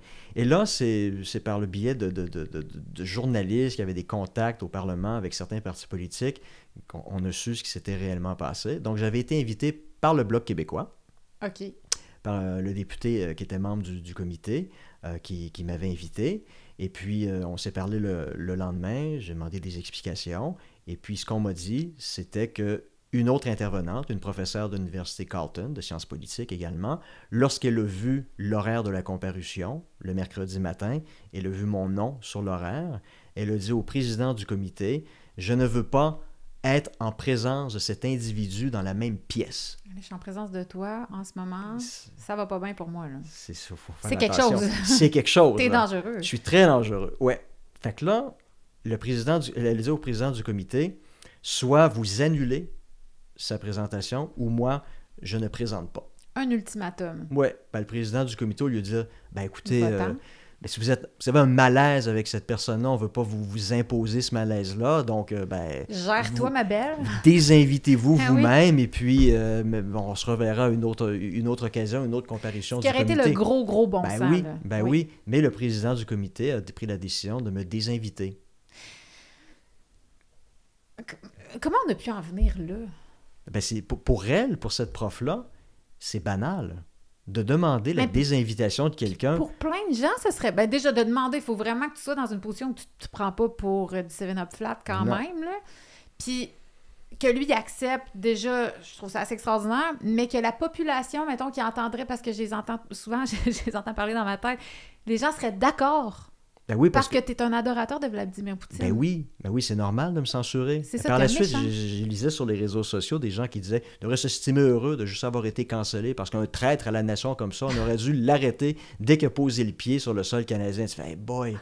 Non, mais je pense que c'est un individu qui est clairement qui a besoin d'aide, qui est dans une dérape solide, mais que pour des gens en viennent à penser comme ça dans une société démocratique, là, on a un problème, là. Bref, c'est ce qui s'est passé. Mais sur les campus nord-américains, européens, de plus en plus, c'est normal de canceller des individus. Surtout tout avec la question de l'idéologie de l'identité de genre, là, des conférences annulées. J'ai reçu dernièrement Dora Muto puis Marguerite Stern, je ne sais pas si tu as entendu parler du livre Transmania. Oui. Puis ils ont été faire une conférence dans une université à Paris. Puis après...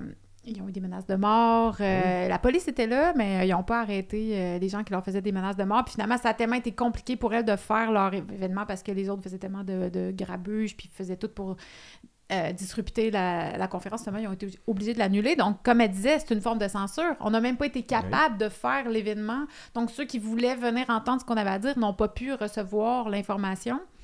On est vraiment... Moi, je le vois beaucoup avec la question de l'idéologie de l'identité de genre, puis je trouve ça troublant que certaines personnes qui adhèrent à cette idéologie-là ne voient pas à quel point c'est toxique de fermer la boîte comme ça à ceux qui ne sont pas d'accord. Ben, c'est une logique totalitaire. Exact. Et ça, dans une logique totalitaire, ils ne veulent pas discuter, ces gens-là.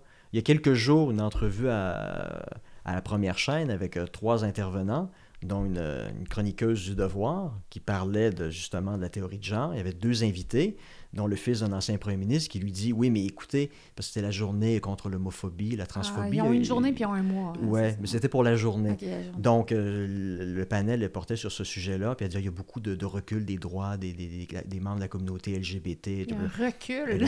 Elle explique tout ça, puis elle donnait l'exemple des personnes transgenres qui se font refuser des chirurgies, etc. Et le ressentiment d'une certaine partie de la population. Et là, vous avez le fils d'un ancien premier ministre qui dit « Oui, mais écoutez, ce que vous devez comprendre, c'est que les gens ont des questions légitimes. Comment est-il possible, puis après une consultation de 9-10 minutes, une personne qui n'a pas 18 ans puisse se faire prescrire des bloqueurs de puberté. Des bloqueurs de puberté? Vous ne trouvez pas qu'il y a quelque chose d'un peu problématique dans une situation comme celle-là? » Elle dit, voilà, vous faites le jeu des transphobes. Non, mais... Exactement. Donc, par cette déclaration-là, puis par son faciès par la suite, on voit que ces individus-là qui se disent on doit avoir une discussion sur le sujet puis en parler, mais ils ne veulent pas en parler. Ils veulent en parler que si on leur donne raison à 100%. Et si on remet ne serait-ce qu'un petit élément de leur mentalité, de leur idéologie, qu'on la critique, ça devient automatiquement, c'est de la transphobie. Donc, c'est du complotisme, être pro-Kremlin, être transphobe, anti-vax, extrémiste de droite. Ouais. C'est ça, la société québécoise. Ouais. Ben, aux États-Unis aussi, c'est beaucoup ça. Aussi, mais la société occidentale, de plus en plus, c'est ça. Ouais. Donc, c'est ce que je dis aussi depuis quelques semaines. Vous devez réaliser un petit peu que la démocratie, là, beaucoup de gens au Canada vont leur dire, c'est quoi une démocratie? C'est quoi un régime démocratique? On dit, nous, contrairement à la Russie, par exemple, nos élections sont libres et compétitives. OK, vous avez des élections libres et compétitives, d'accord, ce qui n'est clairement pas le cas en Russie ou en Chine. J'en conviens, d'accord. Mais votre définition de la démocratie, c'est ça, c'est l'élection. C'est une conception très... C'est pas après comment ça s'applique dans le quotidien. Là. Donc, c'est une conception très procédurale. L'acte là, de faire la file, prendre son petit bulletin de vote, faire une croix, mettre ça dans l'autre. Pour vous, c'est ça la démocratie. Mais qu'est-ce qui se passe entre les scrutins? Vous avez des gens qui sont censurés. Les minorités ne sont pas écoutées. Non, automatiquement qualifiés des pires épithètes possibles. Exact. On leur fait perdre leur emploi, on les censure, on leur donne une réputation de merde. C'est ça la démocratie? La question est vraiment légitime. C'est ça. Je veux dire, quelle est la différence entre un monde comme celui-là puis une société autoritaire où, dans les faits, les gens n'ont pas le droit d'exprimer leur désaccord avec le gouvernement. S'ils le font, ils peuvent se retrouver en prison ou menacés de perdre leur emploi. L'autoritarisme soft, tous les autoritarismes, c'est pas comme la Corée du Nord. Là. C'est ça l'affaire, c'est qu'on nous compare toujours. Mais va en Corée du Nord, c'est pas comparable à François. C'est un spectrum. L'extrême, c'est Staline, l'Union soviétique, la Corée du Nord. C'est l'extrême. Ce sont des cas exceptionnels. L'immense majorité des régimes autoritaires, les pressions sur les individus Il n'y a pas de torture, puis d'arrestation sommaire, puis... Non, c'est un continuum. Ça commence par des mesures très soft. Donc, si une personne commence à s'impliquer dans un mouvement qui est considéré comme un mouvement d'opposition, la personne va recevoir un coup de fil. Dit, voici, bonjour, M. Caron, nous sommes au courant que vous prenez part aux réunions de telle organisation. Vous savez que ce n'est pas une organisation enregistrée, légale, donc vous pourriez avoir des problèmes. Vous, votre conjointe, il nomme le prénom, ainsi que vos enfants, il nomme les prénoms. Si vous continuez, ne pourront pas travailler, ne pourront jamais devenir fonctionnaires. On se comprend bien, bonne journée, au revoir. C'est tout. L'immense majorité des individus dans la société autoritaire soft, ouais, ben là, je suis allé trop loin, je vais me calmer, finito, on retourne à notre vie privée, c'est tout.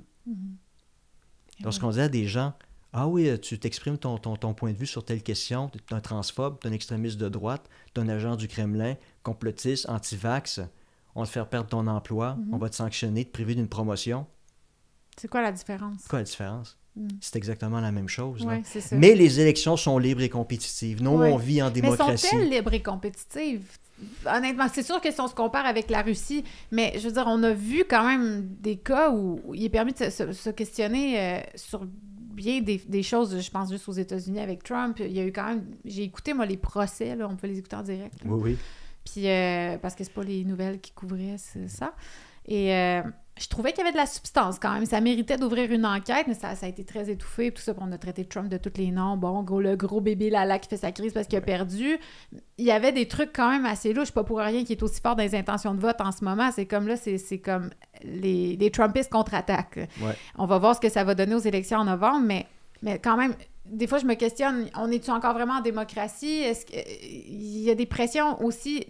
On nous force en ce moment, maintenant, je prends les élections américaines, les médias vont soutenir Biden, les artistes, Taylor Swift, Lady Gaga, sont toutes rangées derrière Joe Biden. Voir que Taylor Swift, elle trouve que Joe Biden est charismatique et extraordinaire, là, sérieux. Là. Mais si vous avez un joueur de football qui, lors d'une cérémonie de graduation, parle de la famille traditionnelle, ah ben là, on menace de résilier son contrat. Exact. Puis c'est un facho. Moi, j'ai un ami qui a supporté Trump ouvertement là, ici, là, au Québec, incapable de se trouver une job.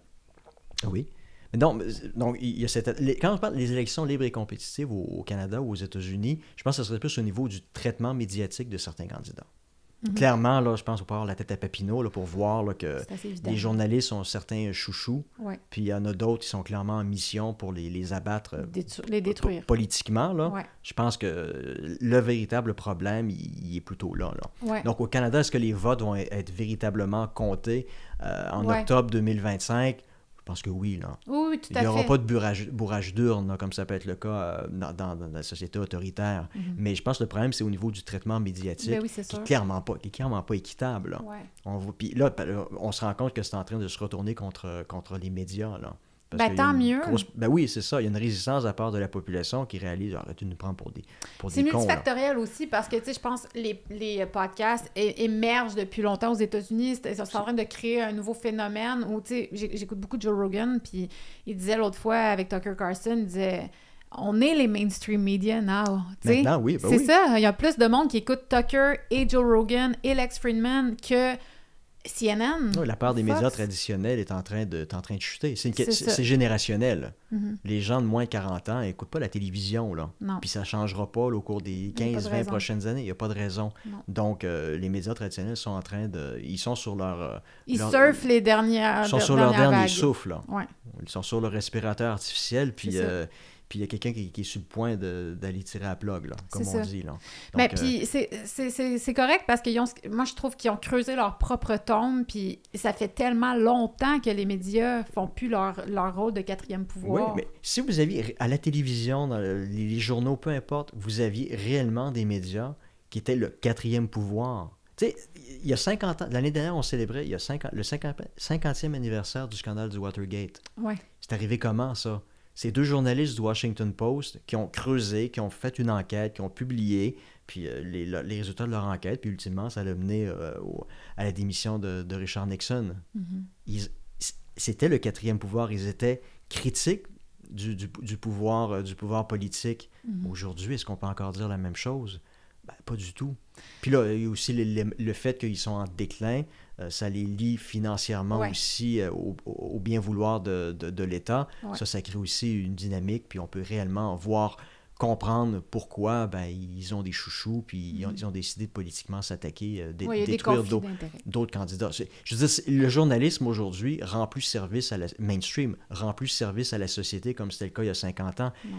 Le journalisme d'aujourd'hui, c'est un intérêt corporatiste.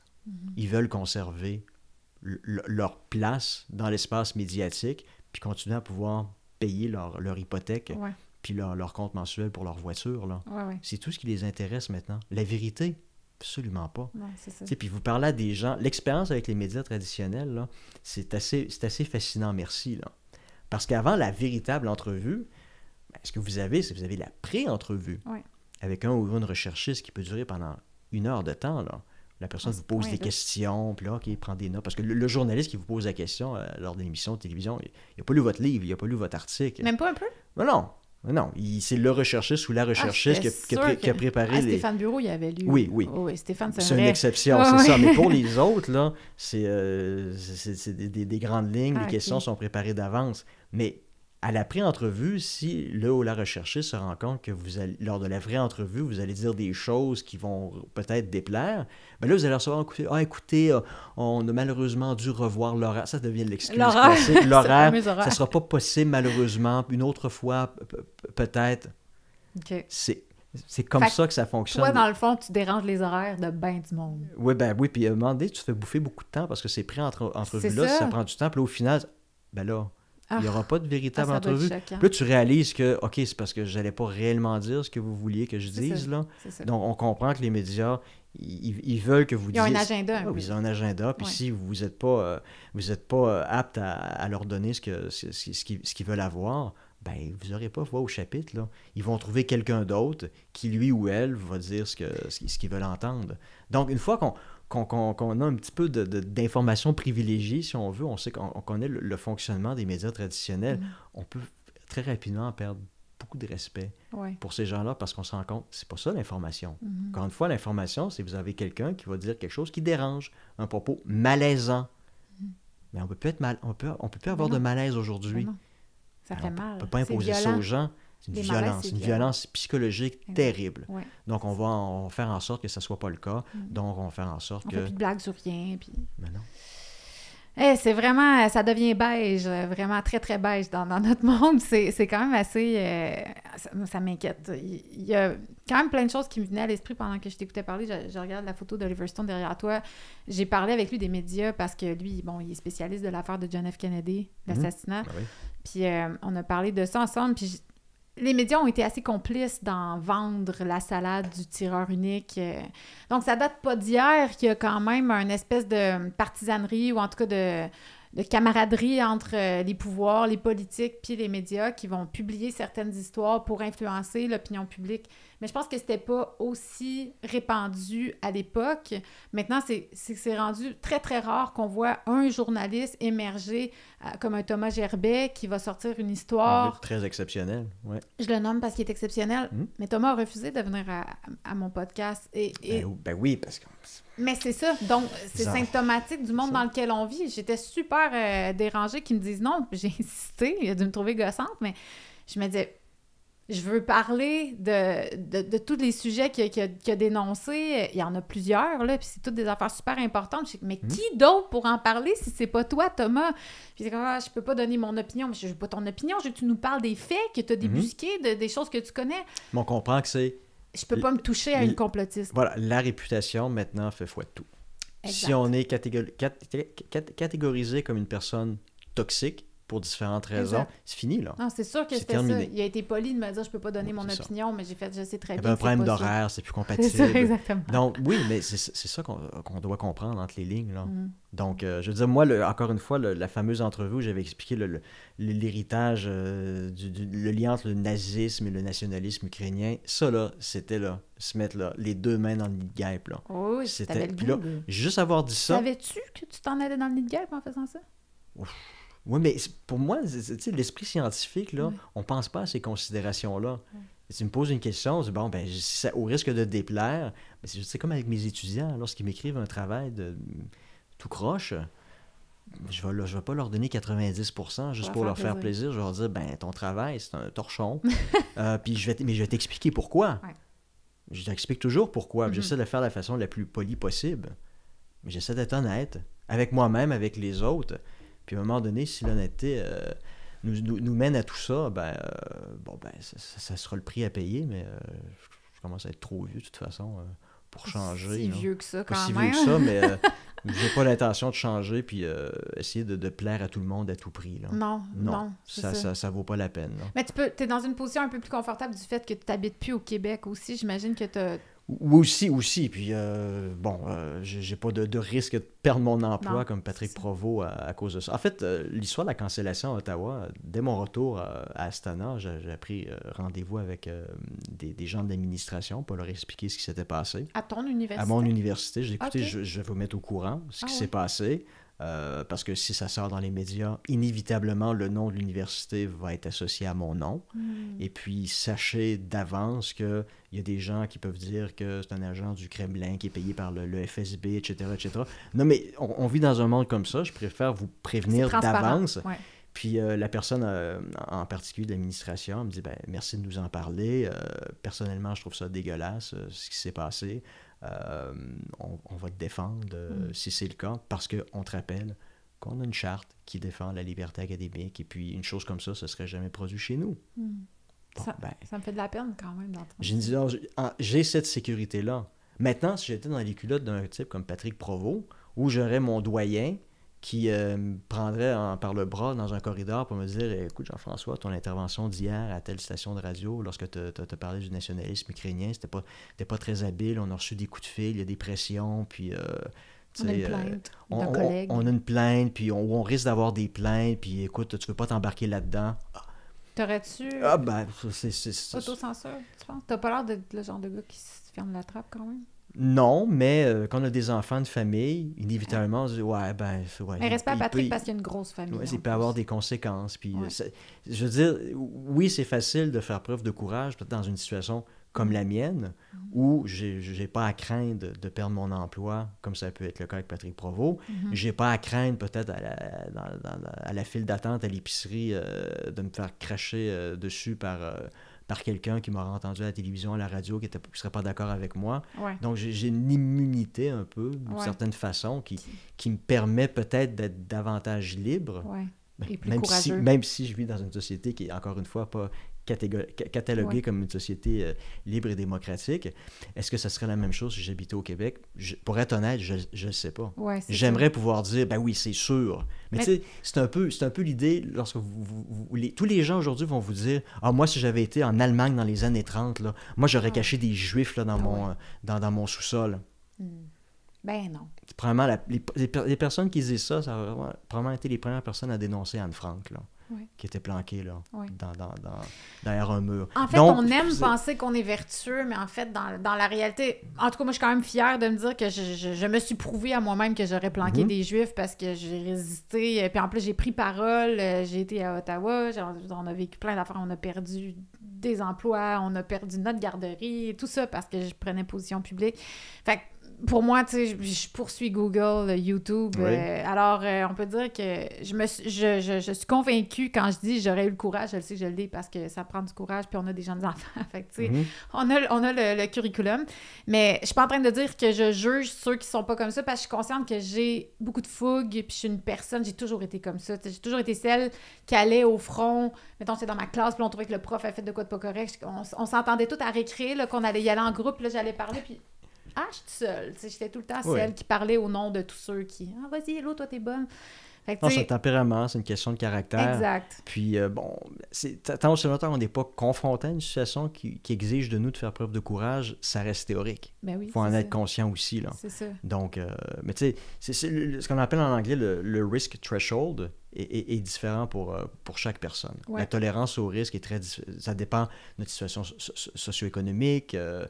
Il y a certaines personnes, le risque est absolument rien qui leur fait peur. Ouais. D'autres personnes... Donc, par exemple, dans une manifestation, dans un État autoritaire, c'est ces personnes-là qui vont initier le mouvement. Donc, vous avez les autres personnes qui, eux, ont un niveau de tolérance au risque qui est pas aussi élevé que les autres. Eux, tout ce qu'ils ont besoin de voir, c'est 100 personnes qui manifestent pour se joindre à la manifestation.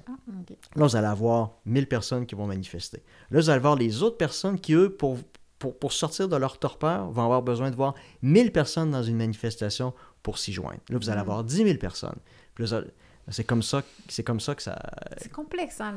Mais en fait, c'est intéressant parce sur que... le plan sociologique, c'est le niveau de tolérance au risque fonctionne comme ça, puis notre niveau est différent et évolue en fonction de notre âge, de situation sociale ou économique. Donc, mais les enjeux ne sont pas les mêmes non plus, comme tu disais exactement, tantôt. C'est ça. Ouais. Est-ce qu'on met notre vie en danger ou non? Est-ce que c'est notre emploi qu'on met en danger ou il n'y a absolument aucun risque? Ouais. Tu sais, aller à une manifestation de Greta Thunberg, là, il n'y a pas de risque. Là. Il n'y en a pas. C'est ça, c'est drôle, c'est parce qu'il y a des gens qui sont convaincus qu'ils font de l'activisme, alors que ça exige aucun courage. Il n'y a pas de résistance. Non, ça exige aucun courage, il n'y a pas de conséquences possibles à participer à une manifestation comme celle-là. Juste être vertueux. Là. Ah oui, c'est ça.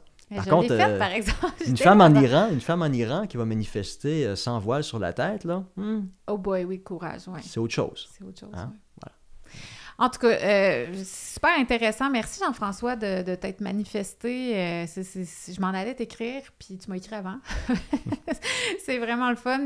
Contente de t'avoir rencontré en personne aussi. Oui, continue de prendre la parole comme tu le fais. Est-ce qu'on peut te suivre? Est-ce que tu as un blog? Est-ce que tu as des publications? Je sais que tu as tes livres, là, que je oui, j'ai les livres, mais sur X, on peut aussi. Tu es présent sur X, hein, oui, assez présent. JFR Caron. Puis avec le post de Yann et Frank aussi sur YouTube. Habituellement, à chaque semaine, le mercredi soir, un petit billet de 5 minutes environ. Okay. Et puis, une fois par mois, aux 6 semaines, avec François, on fait aussi une discussion autour d'un ouvrage d'un philosophe politique connu. On en a déjà fait 4 jusqu'à présent. C'est une chaîne YouTube? C'est une chaîne YouTube, Peux-tu dire le nom? Yann et Frank. Yann et Frank. Aussi simple que ça. Aussi simple que ça. Ils sont faciles à trouver. C'est très, très, très présent. C'est québécois? Oui, c'est québécois. Je ne connaissais pas. Puis, donc, on a fait Machiavel. On a discuté pendant une trentaine de minutes de Machiavel, de Socrate. Le dernier qu'on a fait, c'était Épicure. Donc, on essaie de faire ça à chaque mois aux 6 semaines. On essaie de rendre accessible la philosophie politique. Mm-hmm. Puis surtout, même si des ouvrages ont été écrits il y a 2000 ans, montrer en quoi ils sont toujours pertinents aujourd'hui. Mm-hmm. Donc, on fait ça aussi une fois de temps en temps. Puis à chaque semaine, des billets sur des sujets d'actualité. Un peu chaud, parfois. Toujours. Sinon, ça ne serait pas intéressant. Exact. Merci Jean-François. Merci. Merci d'avoir écouté la vidéo jusqu'à la fin. Si vous avez aimé, mettez un petit pouce par en haut, un commentaire ou partagez-la. C'est une excellente façon de m'aider à rejoindre un maximum de gens.